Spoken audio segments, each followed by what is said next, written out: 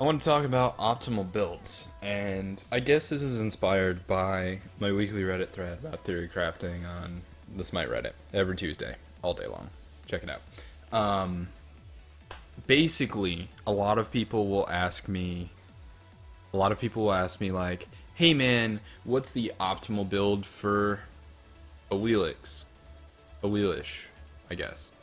And it's always a Wheelish, man. No one knows what to build on her.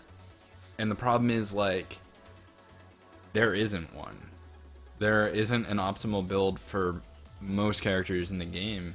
I'd say Loki, but that's it. Because the thing is, so what does a build do? A build is like it's your set of items, right? And it determines what your character's good at. Um, and determining what your character's good at is based on the way you play that character and what exactly you want to do with them.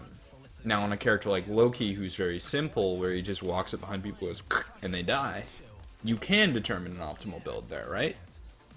Because you can say, oh, okay, well, I want to do as much damage as possible in this one hit, whether it's, 1-3 and auto attack or ult 1-3 auto attack or whatever. But you can determine. Let me turn off the music real quick. Forgot to do that. You can determine whether, like, what your parameters are. You can determine that, like, these are the things that I want to do. What does a Leelish do?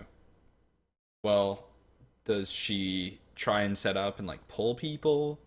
Does she try and auto attack? Does she it's there's no clear answer, right? Like, Awilish is a character that goes into a team fight and she does stuff. So I don't think there's really an optimal build because you can't really tell me what exactly it is you're trying to build for. Um, Instead, you can set like a generic set of parameters and build something that like matches those. But there's going to be wiggle room because every game is different and you might want different items. Thor's another example, right? Like, if you want to do as much damage as possible with Thor's abilities, well, I'll tell you that it's Transcendence, Warrior Tabi, Jotun's Titans, Beats It, Crusher, right? But you don't really get to do that, right? You have to have some defenses, so maybe you replace Beat Stick with Mail Renewal, but you might need more than that. So maybe you get a Hide of the Urchin or a Magi's Blessing or whatever. There's so many different options and stuff. It starts to get more complex. Um, so then the question becomes like you could have maybe a set of builds, which is where hunters are right now, right? Where you've got your sort of early game focused Bluestone Transcendence build, where you're trying to control the laning phase. You've got a lot of mana to use your abilities, and your abilities are like um, boosted by Bluestone Pendant, so they'll do more damage, and that's cool. But it's not going to do the late game damage of a Devil Gloves build or a Soul Eater build, right? And then you've got the Soul Eater build, the meme build, where it's like, okay, I just want to be safe until I get my damage online, and you trade a little bit of damage for 300 health. Okay, but that's not going to do as much damage as, say, if you went Devil Gloves, Boots, Xe, and a triple crit. Now, that is going to do the most damage, but you're going to have trouble with characters like Sun Wukong getting in your face, so maybe you replace one of those crit items with a Soul Eater, and you have Devil Gloves and Soul Eater for double lifesteal, and that's pretty good, but if they have a Shield of the Underworld, then that's not as good. So maybe what you'd want to do to defend yourself in any one of these builds is have a Transcendence and sell one item for that, and it sort of becomes really complicated. There's not just one build. So, really, I think what people mean, what is the optimal build for this character? Well, when they say that, I think the answer you give them is what is a generic build for this character. Um, but what that question really is like, if I'm looking to do this, what do I build? If I'm looking to do something else, what do I build?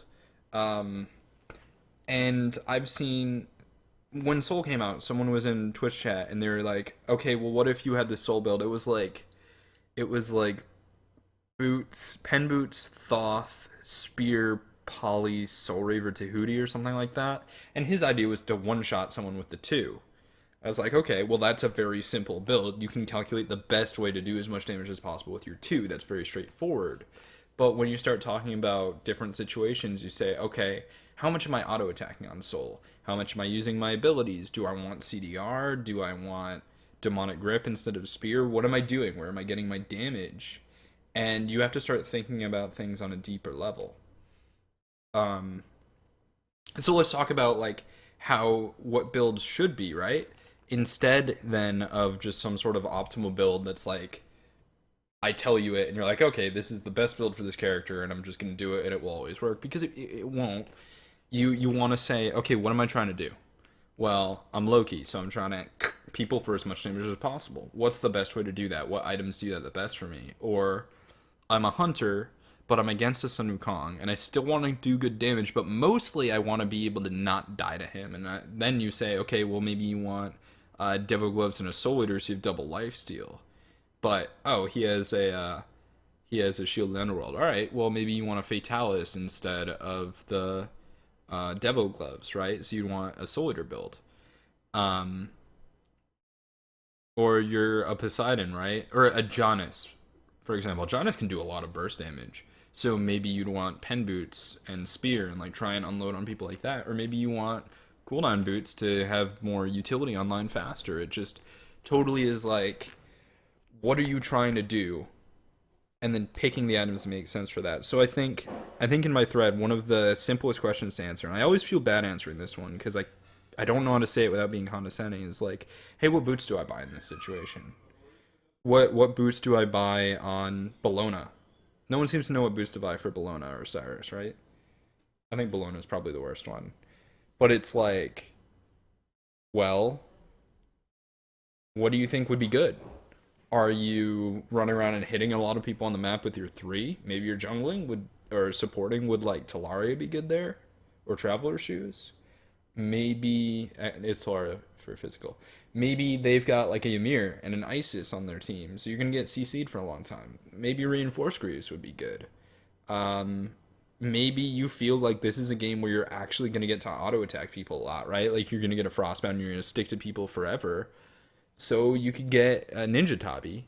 Or maybe you just feel like you want as much fizz power as possible. So the 1 or 2 times you do hit somebody with your bludgeon or whatever, that's going to do as much damage as you can. And then you get Warrior Tabi, right? Like it's just, what do you think makes sense in the situation? Get that. And that's kind of all builds. And then on the backside of that, then you can start bringing out the math. So you can say, okay, this is the situation that I'm in. Mathematically, what works best for this? So if I'm trying to do as much damage as possible as Scylla with my Crush, but using it on cooldown, then it's like, okay, well, you want to max your CDR. So you probably want. Then you start to look at, okay, do I want cooldown boots and Chronos Pendant? Or do I want pen boots, Pythags, and Chronos Pendant? What am I trading out here?